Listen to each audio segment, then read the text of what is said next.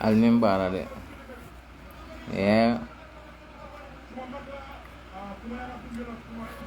ngal be konto ga kita faman diuti wallahi be ngajam bukana Facebook live because jang internet udah buka mah jangan internet udah buka mah jang internet udah buka mah aning kombe Facebook live kila buka hani afur sel sum kiu sel bandi la ni joma ko de ibe bandi jang haram do momen be nyim banko kan haram do momen be nyim banko kan jam business manu le man silang alanya afur sel nge kolle e ka ho ka ngalla de nga fay kana de nga fay sa data yi ko ban data e ko ni ko am nga sa telephone bab telephone la am ko mané suma telephone ak suma data ak sen internet luy joté lu len joté ngolo foye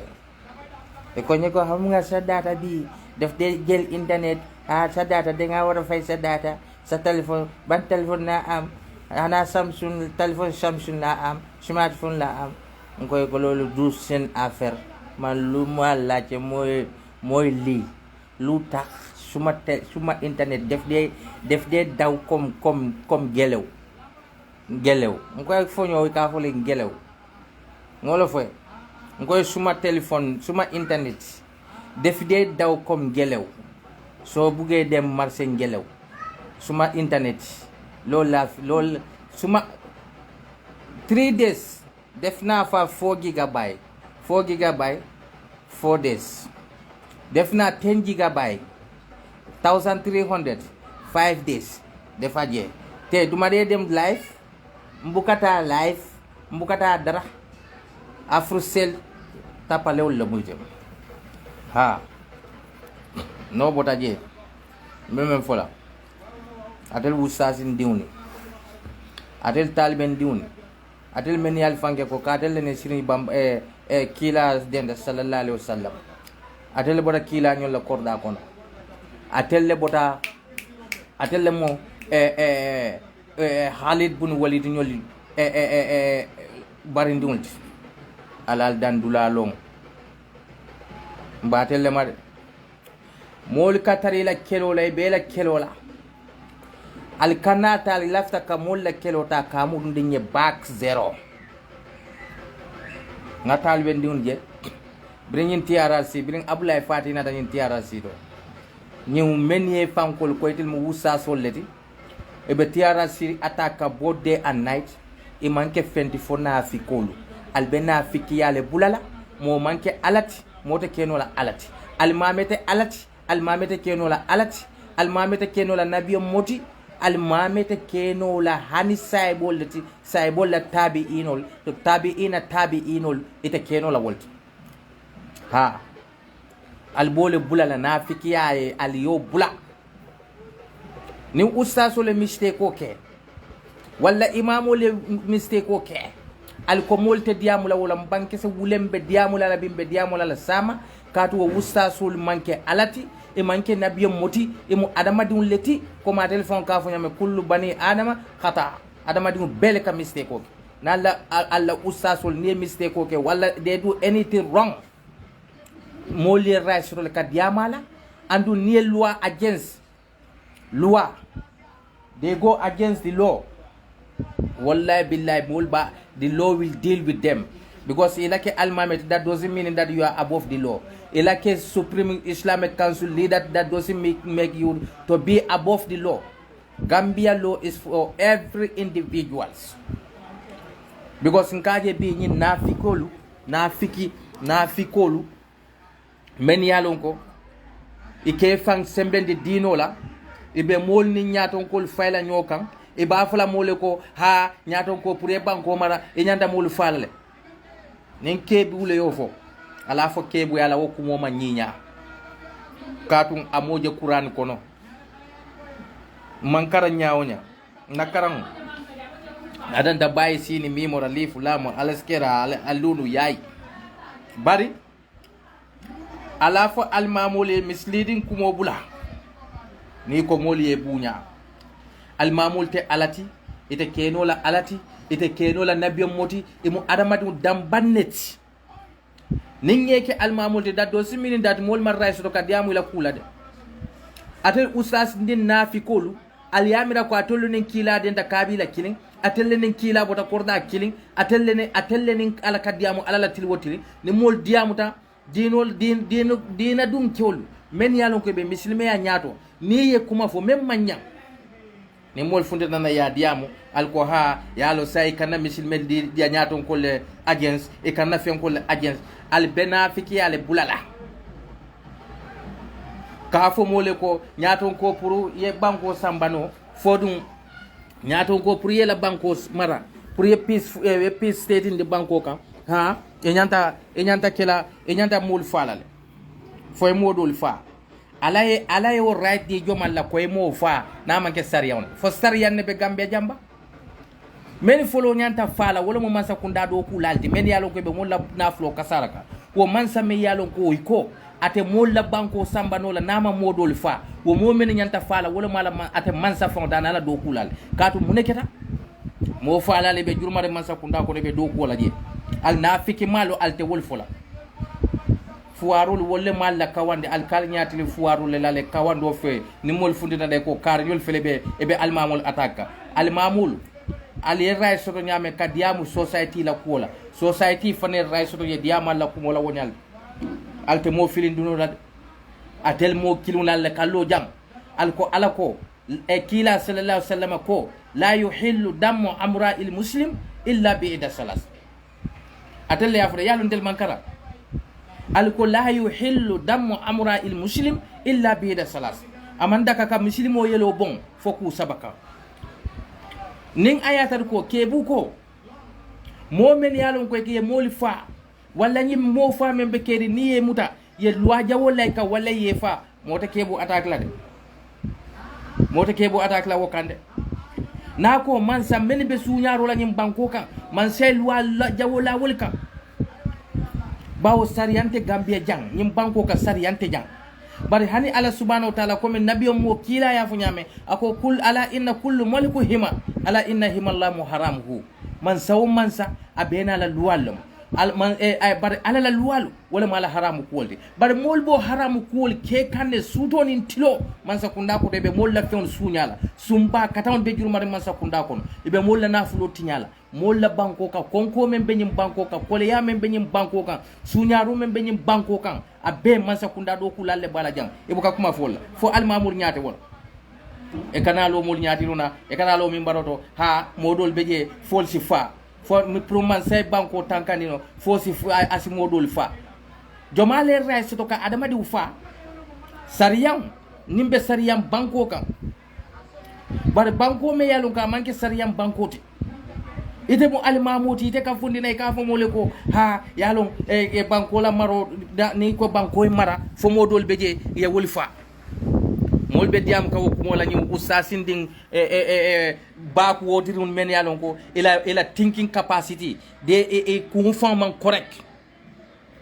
ye fanke kurtu sin kuntu bulandi lalti ibe kurtu sin kuntu la karobela ni mole ala ko may kamda ko tellening saybol bota korda kilun ko al mol dendi kebu ye men fa manya nafala nin kebu ko kebute alati ata kenola alati kebute nabiyam moti ata kenola nabiyam moti ata kenola saibeti because saibol wol tambitale hani saibol la tabi'inul wa tabi'inul fanan ata kenola wolti ata kenola ti de so ka fo mole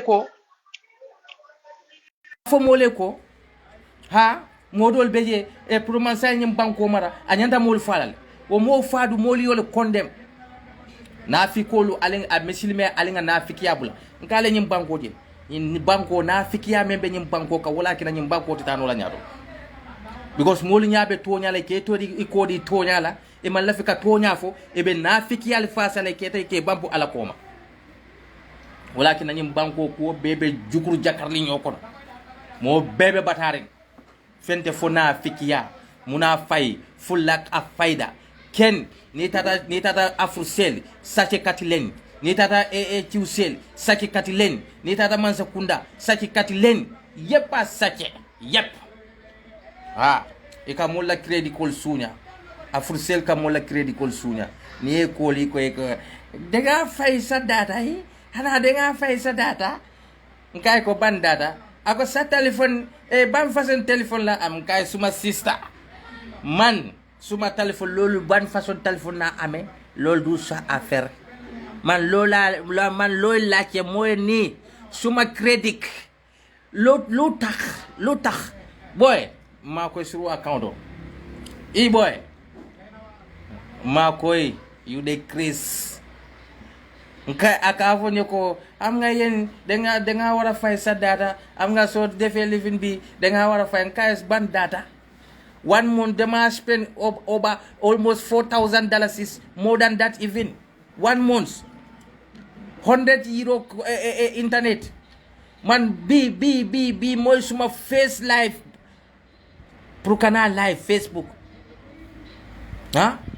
mbuka fenke nama ke posting let ani audio la moyo wallahi billahi tallahi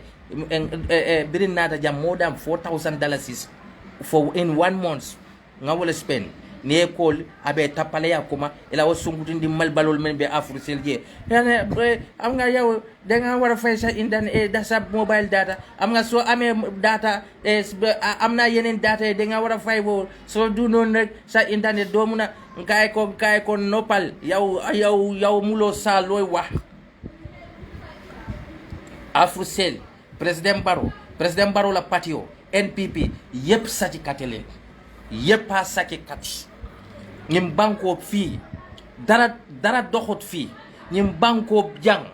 ngale ko wala ke alingan badi un bondina alingan badi un fe yalon ko e badi un be NPP yalla bondina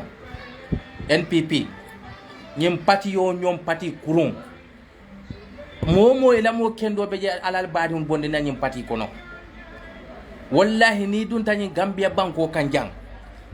ñim pati manke ya ñim banko la sovereignty la e manke ya banko la ay telle mo molti men ya ko be l'Afrique on the 8 people ke register ñim banko kan pour kata bureau di president Barrow la ite be mo register la men ya ko the person is on the age and ya ko the person don't know what he or she is going to do so wala feature ala sama feature e ka wodi wala e ka fo ko weta wotinya NPP ko le bakeka mo jaw balle be NPP ila nyaton kol kono because munemu ila selfish interest yo damba ne kea ila selfish interest amanke banko la interest walakin na modol be je kenyinin kale te fa be NPP mun dalila fula wala be bulu man la fi UDP la man la fi dabole la bar dabo kanu baliya dabo la fi baliya no yakina yela banko saramon diam wallahi billahi tallam bebe regret lan kon diun lebe jando mbari musol lebe jang mbari lebe jang mbari diun lebe jang nim banko na destroy ta mbele adu momo ning ayata ko nkale bandulun kol gel mo men yalon ko ye fam fenke yalo bandulun te buka diam wala wa bandul harama wasi wolof denyen wara santa UDP yen wa bandul du wa bamjul yep de way amna yenen banjulian men yalon ko den def demonstration ñine Rohey Malick Lowe warta jo attestation albakal be ñi musu jambaro tala alba sabotage la ka tre ka to tanis yala al make ntelle yake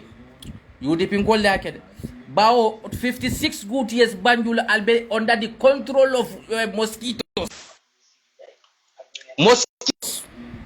wa banjul 56 good years biringa na independence soto albe under the mosquitoes dust and under the kama wale control you are under the control you are under the rule of mosquitoes you were under the rule of the daddy kamas you were under the rule of the dust in banjul alane UDP ngol nada they gave you a mayores me yalon kabe ko be ke kam Banjul aba fan jawolu e kaftanyo makatra e kanyi musota kala nem tanis but albe fellale bawo al casino le ntelle yake bawo al casino Banjul kon al casino bi falka koronda without susulal yal distop al casino al kasi Banjul kono albe kachala sun kambu kadugalla yal wo freedom oni wala akinna ko al fundital kal musome yal tankandi wo mosquito la colonialism mosquito le Banjul colonials mosquito le be Banjul rule ka say UDP kol nata yal kanandi wo mosquito le ma yal kanandi dade kama sun kanda yal kanandi dospin la al kam men kal me yal kanandi mandi wala al kal kanal nyaatini wala la wo roy maliki lo bodal be fellalde bawo Banjul din kendol wol be jele men yalon ko ibe lori nyim mayo fe kaje ko this mayores fe kaje ko ala agenda men atelni wo president sunyar la wo baro me yalon kala hajo defendi namanke sinolati state house ne aje biabe wo sino babe kenan ko mosquito le albula peace jomale wo mosquito jomale al kanandi mosquito ma roy maliki lo albuka sino no Banjul kono there some years back albuka sino no je sun kambulu albuka sino no je kan kambulu albuka sino no je because of the mosquitoes with their guns. UDP nata ngar rescue UDP nata yal rescue from that from the ruling of mosquitoes nga modi ala me yalon ko this person fight against mosquitoes and she defeated mosquitoes, she defeated the dust in the city of Banjul, she defeated the damakama dadikama stinking waters from Banjul, and you turn to be an enemy of that woman and UDP, the enemy of progress, the enemy of progress. But nyimbango betale akuyata me Adama Barrow betale adiata me Adama Barrow betale bi ijinillah ala taala la dunyo kan nyim banko diuni we are frustrated in this country because of muneketa munayati na ko luntaw ne nyati ndante la banko la munayati na ko luntaw ne ngebunya nyim banko kan na every privilege la nyim banko ka bare na mansa kundal fananta luntaw be fam fos kay kam da konte la banko marray suro na banko abe nyim mo kurun men yalla ko be NPP kono ateli ko al yamal be nyim ke ka UDP kolle mo jaw sifal be nyim banko kanja Gambia jam mo jaw sifal be jam a jawu bali bebe siri NPP kono ibe jama beje kamfa hatred tribalism and selfish interest wala kina be bulari NPP no bari akoy tema ko nyim banko man ta kunka akoy tema le nyim banko bi Gambia diwni munati na lal fanyini ka munaki na luntawn be fam foska ka dun tel la politiko kono ka foko dia ko be vote na country kono mune ono ali ngam fanyininga bare mandin ko kulukan sumuna abuka fo abuka akalla bang e fawne koto de sumuna nyin kala bang wele fawne koto naliko because of a lafta mo kiluna individual interest men keta president me yalon ko amantar feng bang nyamo the most useless government in the whole world, this government in the Gambia. Ajube kuno itata muneke tara kita talulu ko etel tato le taka integrate hani beta kamo sinna president integrated the toilet e beta printing machine yella president integrated the printing machine e beta atodu kuno beta tara kita talulu me yalon ko ni tata some countries is just a one farmers, one individual farmers wala la material sol siata wot e ka president ke bare mol katar faka mol be courant kanyim banko ka mol be fa kanyim banko ka military la campo bejeto leptano bejeto president ma simlo wolito e ka fa ko be quiet Mr. Sa so e ka de ko la president pim pomlom ni mol le ka di seda beta dame e ni mol le ka di seda nanta diamla munela bare kantate fambulu ni banko ka andu molle muyti man silande al kajuti ni NPP mol mella because ala nya silaw de mo men jaato ko ne de ke fan e al kal kam misila ha samba wolla ni man ala nya silaw soto e man banko kano soto sovereignty ni wote bala andi jama be je be bambande ni NPP ko na lila background ala check ko Gambia fula diwni Gambia fulolu they are against the foreigners registration in this country Gambe surwali Gambe siwosi nin Gambe lansaro le muyti mafo lansar katatul yalo lansar katatul soto dale but Gambia diun fulo ba surwa ba mandika ba they are all against the registration of the foreigners in this country. But mo jamabe je men be bambane alila background okono men ka fo mole ko mo be natale men ka fo mole ko foreigners are calling the Africans are calling Africans foreigners. Let them shut up. Ni tata tubabu du men be Spain e nata German e ka fo ne Auslanda ni Spanish solo mo nata German e ka fo ne Auslanda ni hani bota Swiss le nata German you are an Auslander. So like African to mo kenyim banko ka banku dindide ame kenyim banko kan banku dint law kalam kila sallallahu alaihi wasallam brabe wudayla to mo men abet abe bola makka abeta madina bra futa na madina ala fone ya kol mo manyin tolo akuna ka fay ko al muhajirin ka fay ko mo migrant solati ala subhanahu wa ta'ala me yaki ko men kay ko wuday yebo makka ko no yeta madina wala kay ko al muhajirin emu migrant solati and they accept to be a migrants. So ni moli kanalo moli kafu moli ko lunta man soto nyim banko kan ite nyom banku din jawote kene ibuke mira ko ila sense buka nyin dila ko 2050 iko Gambia will be 5 million population 2050 and the kafo bimbe tembo mento Gambia is just 2.4 million population ye memfo so I know 2.4 million population will be nyo fala lan kuoka ibe nyo sepula kene kuoka ibe nyo attack la kene kuoka just 2.4 million people. What about when we are 5 million people? How are we going to do what are we going to do to each other? Because land ten sila balwoten sila bawo ni land mamol si balwote sinola bawo muneketa inyanta sama sinol kila dame inanta agriculture do kula nyama bebe kala inhabitants of the people let bala mo jawolu albukawo mirade alkamme mira wala president Barrow gagné ite fam be podin na president Barrow no me be podin na MPP noma yeta sibe bulodi kanko do elek luma wara ani elek luma wara deho elek luma wara fantankal why men yalon ko ilafta ka botal balga nko UDP dun alal bulo wulindi santo United Democratic Party is one of the most patriotic citizens in this country. Because they care so much about this country. They care so much about the sovereignty of this country. That's why they are always both day and night fighting to see that the immigrants or the foreigner registration stop in this country. Mol mafo ko luntawana alkana stay in Bangkok. Mol mafo luntawana ko altala business ul kala in Bangkok. So what is simple and easy as to tell the immigrants that stay away from our presidential election.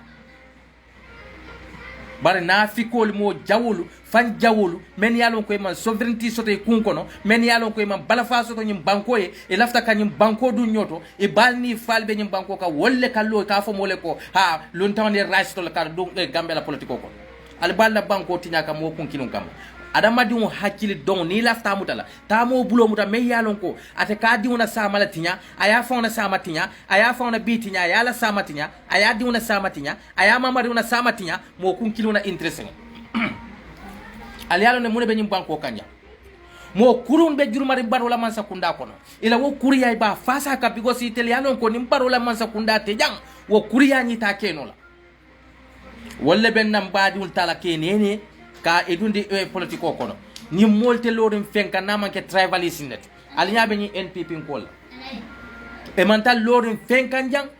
namanke tribalism hypocrisy ibe lor wala kam baralinga tade walakin an ka fale ko Gambians come out and register. This is the last chance to salvage your country from criminals, which is Barrow government. Nyimbanko jam bata membe jam balafa balol men yalo ko self hate people wala be Barrow noma nkon ni bebe marché wala to ni be kata leptanul leto ni be ka dision sandi sem price lela ibe fuara yari ne ko membe fuara yari nyam al kana mi la fenne be bulu bar yalo nen adamadi nen konnanteya fata sondomo kono abuka fenje no ko rek nama ke hetri lete wala tan nyim banko tita no la nga faale ne ko NPP alota analota ku sabaleka nyin ku sabo be ala ya be konne nyin ku sabo be kila ya be konne nyin ku sabo be muslime kendoli ya be konne nyin ku sabo wala munafikiya faniya fo jamfan tun NPP lota wala ka bawo itelle ka fo lonna le mu de bawa jantel la jallo na jama be je safo bin dundu si safo janan dandang bari ye même fo wala mo koy ko ayatul munafiki salasa nafiko taman sero fen sabala mu niyaje adamadi mu baladoro nafiko le mati wala mo koy e ja hadasa kazaba na mariya dairo da ka fan yale fo NPP ko li brinata NPP nata through the Barrow Youth Movement eko Gambia diwne ko mbe jamen kemol le lolale mbe jamen mbe gadine keme kemol le lolale gadi nolle e faniya fo Barrow Youth Movement bi wala kata NPP wo botaje Barrow ne mole sanji sabale fo wo sanji sabo si da Barrow kate gila wo mulahidi tinyalati kila ko ja wa ada fa akhlaf na mari e lahidi kula ka tinyale fo Gambia to lahidi tinyale ko banko me yalon ko misilme banko ete karamol e awo misilme jama bu kanyo bak fenna na manke na fiki yaledi wo misilmol jamaale bu kanyo ba e bu kanyo ma koy fenna na manke konnante yalde walakin an koy Gambia jama be nyim banko kan wallahi billahi alkiyaman jamal be jamal be modol gele be ibe tama kay be ta ka jahannaba ba fala nyone barke munete si ngin dulat ha because na fiko misilme kendo ala menfo ako inna salati tanha anil fahsha'i wal munkar salo kamo fatandi ku kendo nin ku kurun lema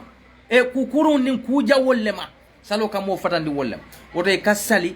ibe faniya fola ila salo koros kasali ibe konnanteya ni nafiki ya fasaka ila salo korosi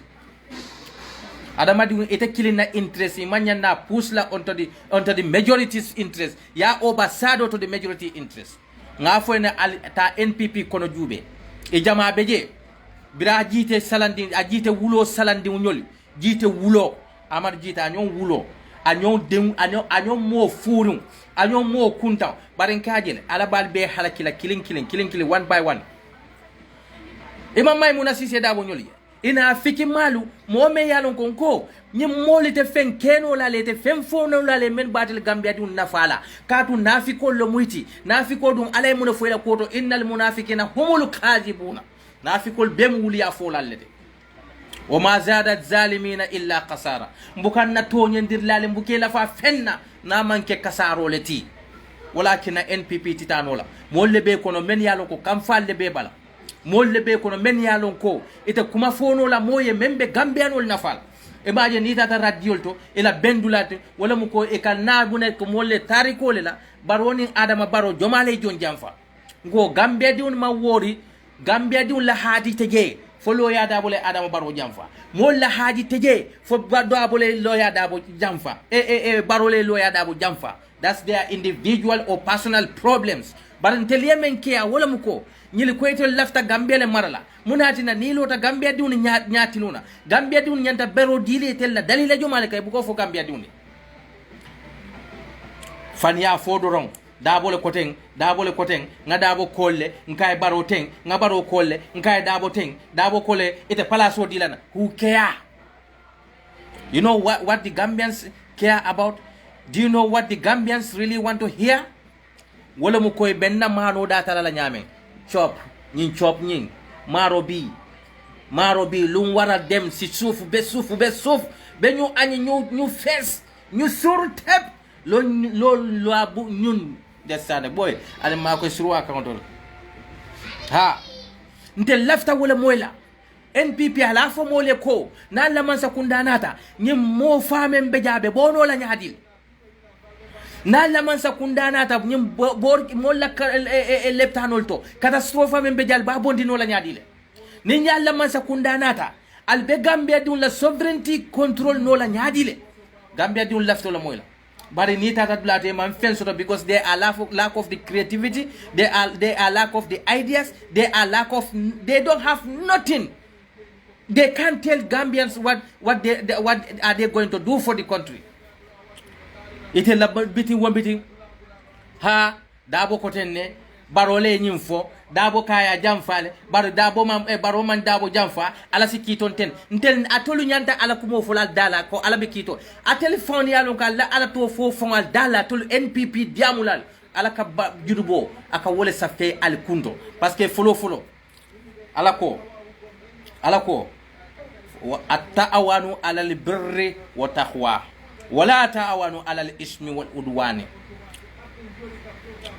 ali nyoma koy ku kendo kan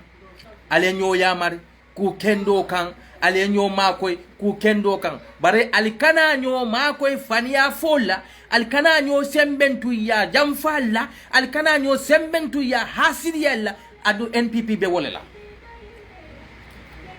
bawo fa intana jeytum nal be nyo makoy la فلا تتناجوا بالبر فلا تتناجوا بالاسم والعدوان وتناجوا بالبر والتقوى nal be nyoma ko la nyoma ko ku kendo kan al nyoma ko ala nya silon kan al kana nyoma ko fania fulu kan al kana nyoma ko konnante yal kan NPP te fem fono la Gambia duni membe Gambia dun nafala bawo kan fantun lom itel be kan fari loya dabole kam itel la kan fa loya dabo kam o be mune bola bankola ndel lafta nyim banko la balwo ay sono ya ndol lafta nyim banko duni la sovereignty ila sovereign integrity ya so nyim banko kan ka akamma ko nyaton kata nyim banko ka mo be keta sada dani lati ni futata biri si shilo bula futa sere kunda ye futa Westfield dindin tolu école lejeje école lejeje ibe sada danolla mo furul ni moto karawdun be bolla motul men yalo ko wal ko sita over 20 to 30,000 dollars lela walakin anita da fem fono lali imaje na fikimalu ate NPP kiluni Roy Malik lo be nyin doku men bela bandulo itelle wulita koteke ka Roy Malik lo sabotage ka nyidandi ko wobe attestation di kan gambe mo la men ka bonan kombo kol ni la chalo kombo na la jatol kombo na la kanol wolbe mun nyine na beta wo banjul dada kamanyol kono ko kata register wala fo kombo kol fota place le beta register bar dekete wo ñi yep nafik len ñi yep ñemme ye NPP dindiwni yolle ta ka kayta ko yol dundi bulu ka video loy kan e ko konyil mu banjulun kolleti ha molle ka bonan kombo e be na kan banjulu kana attestation all this because of to tarnish the image of this woman ala nya silaw ne nyil bala ngo ala ko lam yaji alullahu shifaa'atu fi ma tuharrimu alaykum ala te mo taman ser la fewna fewme yalon aya haramu yandima ala te jongma ko la fenkan fewme yalon ko ate ala subhanahu wa ta'ala ko ende ko wo haramu tal ala ta fule jamfa haramu tale ye jamfa ke ala ye ifasa je ala ta fule ko faniya fo haramu tale ete kafo londi me yalon ko faniya fole o kafo londi e kafo mole ko ala ben telfi alte ala tonye kambang ala man ko man sati way Gambia non be nafiki yale bulala nafiki ya membe nyim banko ka wala be nyim banko tikasara kan molu ko ite tonya fula yalon kalene ko konnante ya man beteya konnante ya kamo samba jahannabale katu muneketa nemo kon hanabe tonya silo kay kawo tonya fan kon o tonya dum manke adamadi utati ala subhanahu wa ta'ala le bula o tonya nyim fula ne tonya bula dore ala la silo la bula woto mola konnante ya kana kina ko nyabe tonya la ye ko di o tonya la NPP be wollela e maje e tata kata molle no mana men bambanta